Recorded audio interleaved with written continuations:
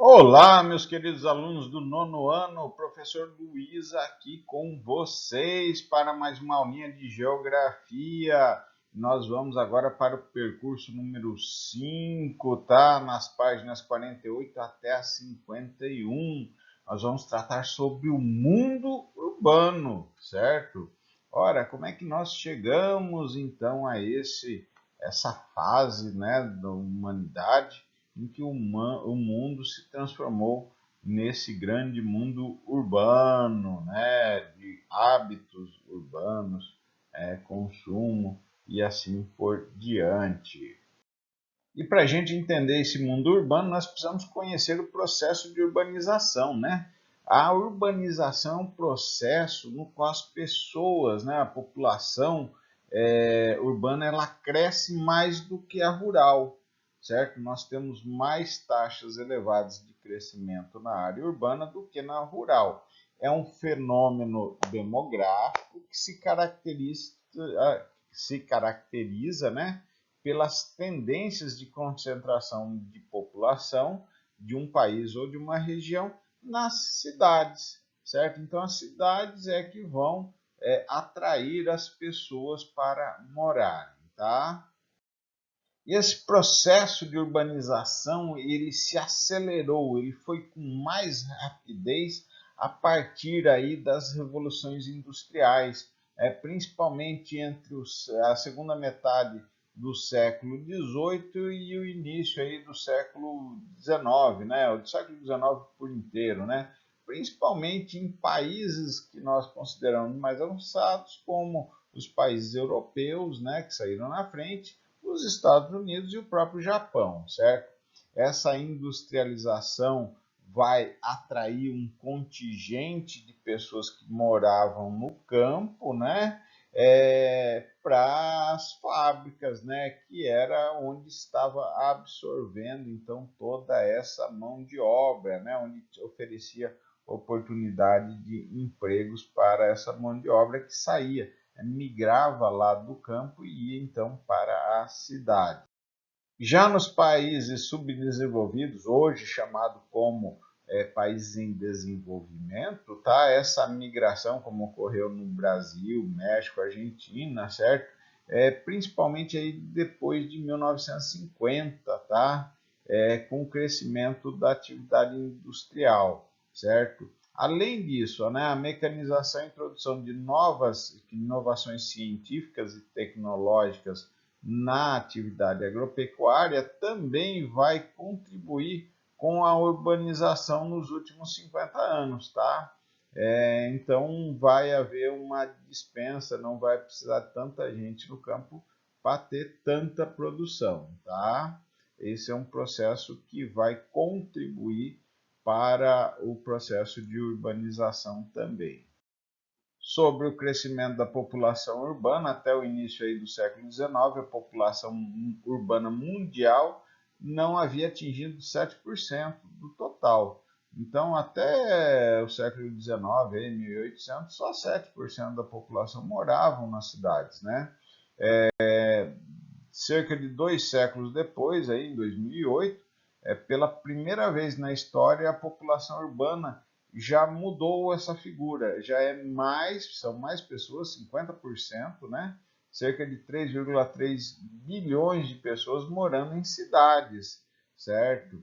Segundo as previsões da ONU, em 2030 vai chegar aí por volta de 5,2 bilhões, né, representando 60,4% da população mundial e 60,6,7 bilhões em 2050, ou seja, 68,4% total, quase 70%, gente.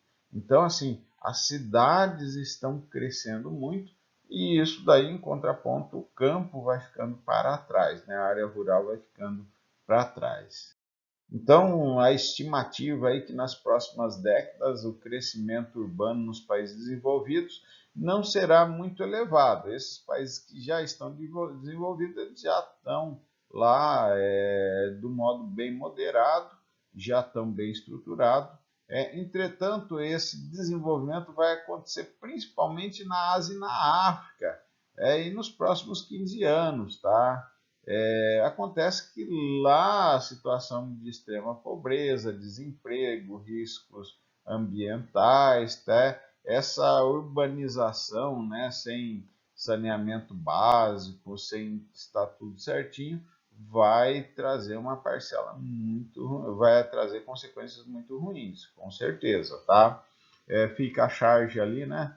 Que ao lado, que a gente está vendo é lá, filho, o que você quer para o Natal? Um quintal. Esse é um retrato, então, da urbanização. As pessoas morando em lugares cada vez menores, né? Subparcelados, né? Umas parcelas muito poucas, e que não tem o mínimo do que nós hoje temos em cidades interioranas, em cidades menores, tá? Levando em consideração a ONU, né, 30% da população urbana vive em condições de pobreza. Cerca de 1 bilhão de pessoas moram em áreas irregulares, né, habitações precárias.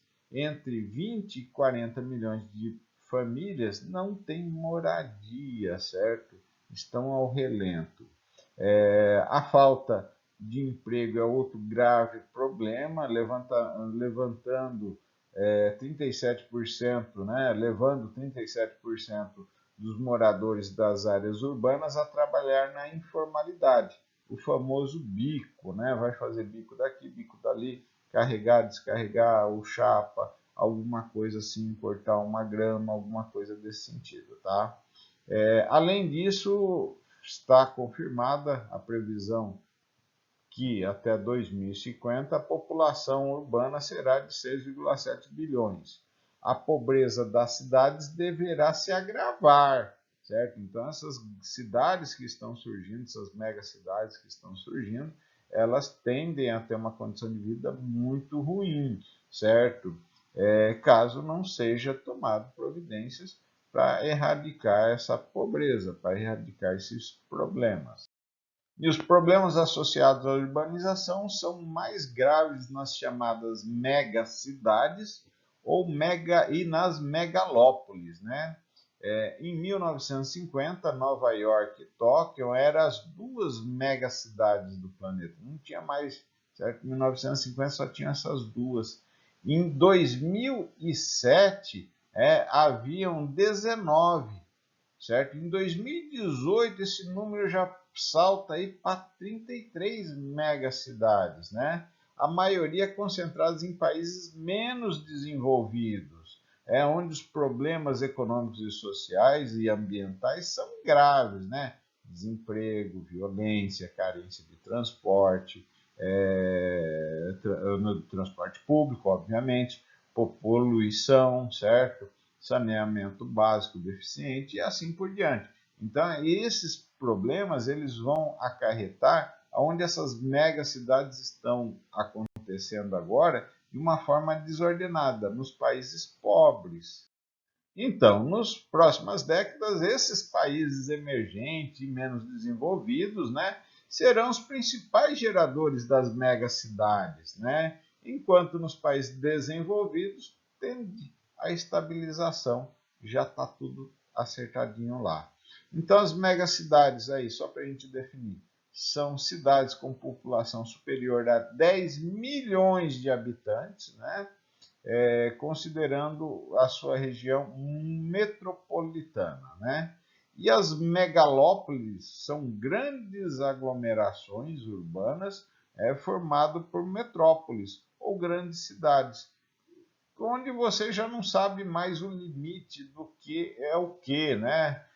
Os limites, as fronteiras, eles se entrelaçam, né? Já quase não dá uma distinção. Isso ocorre, por exemplo, como cidade de São Paulo, Osasco, Santo André, São Caetano e assim por diante, tá? Então ali já virou grandes megalópolis, né? Grandes, eu estudava, falava que era conurbações, né? Então cidades que vão se unindo uma com as outras, né? E nessas cidades criam-se então hábitos de consumo mundializados. Como assim, professor, mundializados? Ora, coisas que ocorrem no mundo todo, né? Como a gente já viu ali nos hábitos de consumo, né, nas aulas anteriores, né? Em 2018, estimava-se que haviam 525 cidades no mundo com mais de 1 milhão de habitantes. Em 1950 eram apenas 86, tá? Olha essa diferença, né? Não tem nem 100 anos, havia 86 cidades. A partir de 2018 já está confirmado a estimativa aí que tem 525 cidades com mais de 1 milhão de habitantes, né? Só para a gente ter um comparativo, o estado de Rondônia, né? Rondônia, o estado de Rondônia conta mais ou menos com 1.700.000 habitantes. Então, duas cidades dessas daí, né? Essas cidades a parte de cima dessas que a gente está citando, tem mais habitantes que o estado de Rondônia, tá? Desde as últimas décadas, o aumento de pessoas nas cidades tem impulsionado o consumo de produtos diversos, né? Desde aqueles essenciais à sobrevivência, como também os supérfluos, né? E aí que fica o problema, né? Começa a sobrar muito lixo, muito resíduo de todos esses produtos no estilo de vida de consumo. E nas cidades, né, com a aglomeração de pessoas, não tem, então, espaço para a produção de alimento em grande escala, certo? Olha, tem muita gente, não adianta eu pensar em pequena escala, em produção pequenininha, preciso alimentar, né? São cidades aí com mais de 1 milhão de pessoas, eu preciso alimentar esse 1 milhão de pessoas, não tem como eu ficar fazendo uma hortinha no quintal, não vai alimentar esse povo, certo? Então, essas pessoas são obrigadas a procurar esses alimentos adquiridos em feiras, supermercados e outros pontos de abastecimento, né? Além disso, o estilo de vida nas grandes cidades vai demandar de usos e produtos muito específicos para que as pessoas trabalhem, se locomovam, né? Consigam ir de um lado para o outro, se comunicarem, entre outros aspectos, tá? Então nós vemos aí na charge, né, são pessoas que estão chegando ali na cidade, todas diferentes, e de repente saem todas iguais. Então vai criar um padrão cultural de hábitos de consumo dessa população. E justamente contribuindo e também para poder dar sustentabilidade a esse povo que foi, né, que está na cidade, né, a agropecuária, né, a produção agrícola, ela sofreu grandes transformações aí a partir da década de 60, né? As transformações da atividade agropecuária, ela vai ser decorrente em, principalmente, introdução de inovações científicas e tecnológicas, tá? Antigamente, lugares que a gente não pensava nem ter plantio, como o centro-oeste brasileiro, o Cerrado, era um lugar desprezado, ninguém achava, né, até 1960, que seria possível o plantio de soja, a produção de alimentos nessa região, né? Isso vai mudar, certo? Justamente com essa introdução dessas tecnologias, dessas ciências, tá? O que ajuda, então, a explicar não somente a intensa urbanização nesse período, como também o desemprego estrutural. Por que desemprego estrutural? Porque vai mudar a forma de produção, certo? Vai se aplicar, então, grandes tecnologias aí, um maquinário que vai substituir, então, muita mão de obra que se empregava ali. Então, a intensificação de uso de máquinas agrícolas, fertilizantes, defensivos agrícolas, agrotóxicos e ração, além do melhoramento genético de plantas e animais, vão alterar o rendimento da produtividade agrícola, certo? Em 1960, aparecem as primeiras sementes híbridas de cereais, né? Obtidas em laboratórios de pesquisa, certo? Possibilitando o maior rendimento das lavouras, maior resistência às pragas e doenças, tá? E isso tudo vai impulsionar o que nós chamamos de Revolução Verde, né? Aqui no Brasil, a partir de 1960, como eu falei, o centro-oeste brasileiro ele era impraticável, não tinha quase utilidade. E hoje é o grande celeiro. Eu cito muito como exemplo Rondônia, né? Se a gente for pensar em Rondônia, num curto período aí, tá? 30 anos atrás, ninguém queria o Cerrado de Vilhena, certo? Vilhena não produzia nada de alimentos. Hoje em 2020, né? 2021, para ser mais exato, Vilhena é um celeiro, né? Vilhena produz alimentos, sustenta uma grande população. Isso tudo graças a essa Revolução Verde, né? Que aconteceu no Brasil aí a partir de 1960. A partir então de 1980 vão aparecer no mercado os primeiros transgênicos, né?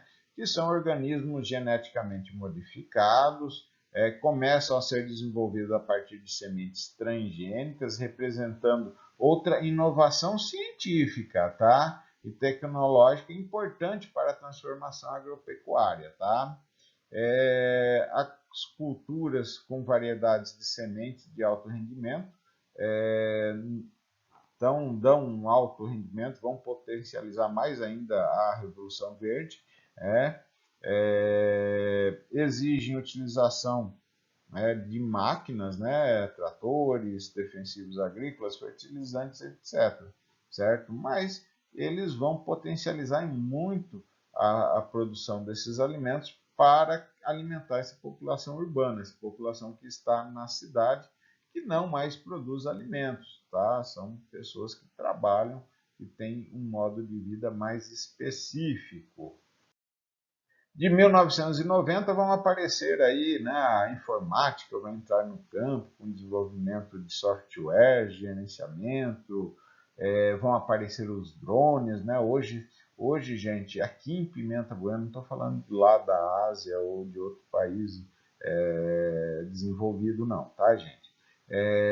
Hoje já se oferece pulverização de pastagem, né, para mata-mato com drone, né? Então, esses drones conseguem detectar doenças e pragas em plantações e pastagens, falhas no plantio, né, os tratores computadorizados, o próprio trator já sabe onde plantou ou não, onde vai passar, aplicar ou não o veneno, né?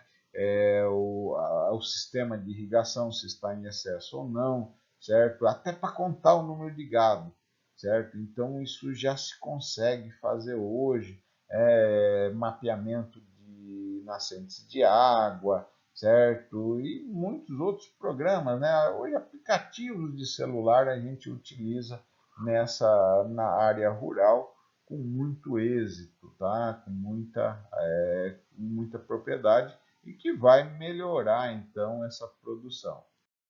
Bom, por um outro lado, nós também temos o capital financeiro contribuindo para a urbanização, tá?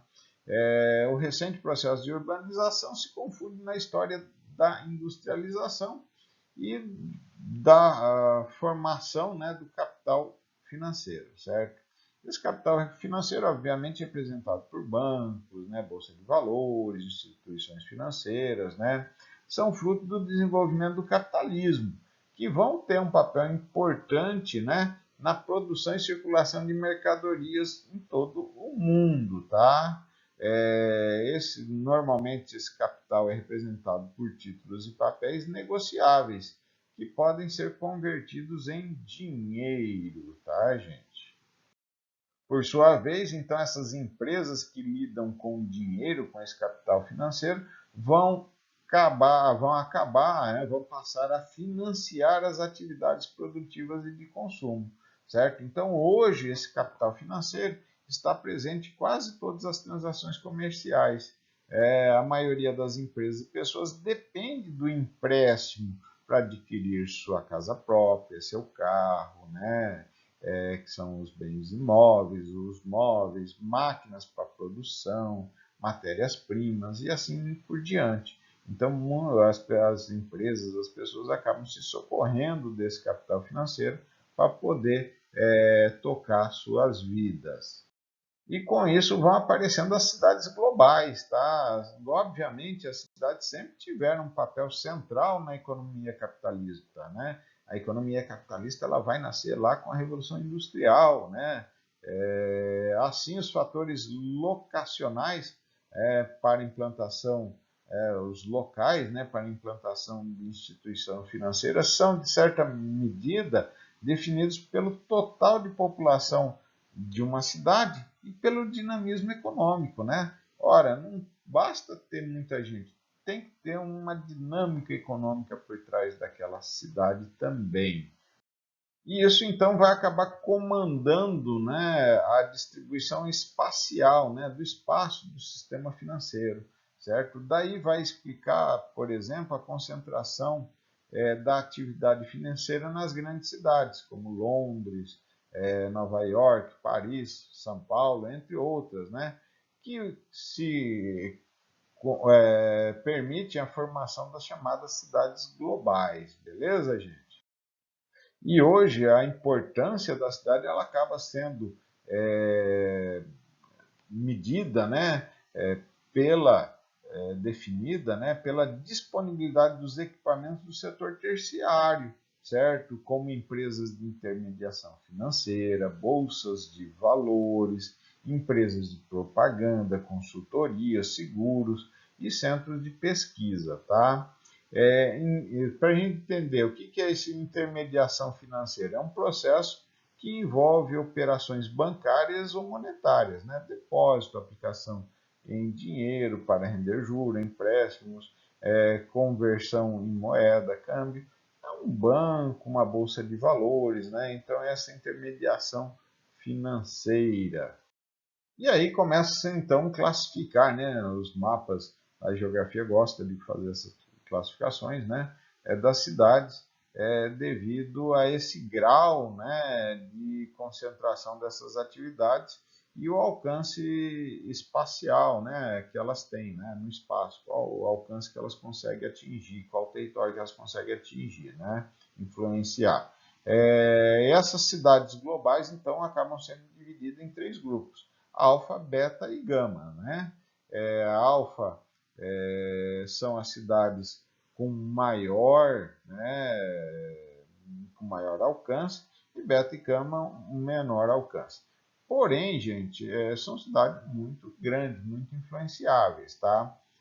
Nesse mapa que nós estamos vendo, certo? Também tem aí no livro didático, a única cidade que está aí abaixo ou na média da linha do Equador aqui é Singapura, certo?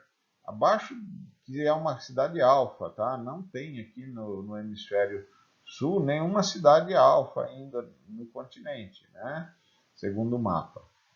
Todas são beta e gama, né? Mesmo cidade de São Paulo que já é uma cidade considerada beta, né? Que é a maior, é uma das maiores aí do hemisfério sul, a maior da América Latina, né, da América do Sul, certo? Então ela tem sua importância medida através desses serviços, tá? Beleza, gente? Muito bem, chegamos ao fim de mais uma aulinha aí de geografia e o estudo dirigido dessa semana, né? Nós vamos assistir a videoaula e os vídeos agora postados, né? Aqui postados. Vamos fazer a leitura muito atenciosa do texto aí das folhas 48 a 51, que é o percurso 5, e responder as duas questõezinhas lá na atividade do Classroom. Beleza, gente? Uma boa semana, um bom estudo para vocês. Lembrando, né? Fica aí os dizeres. Hoje você tem a oportunidade de construir o amanhã que você deseja. Aproveite essa oportunidade, gente. Ela está aí na sua frente. Vamos estudar. Essa é a nossa oportunidade.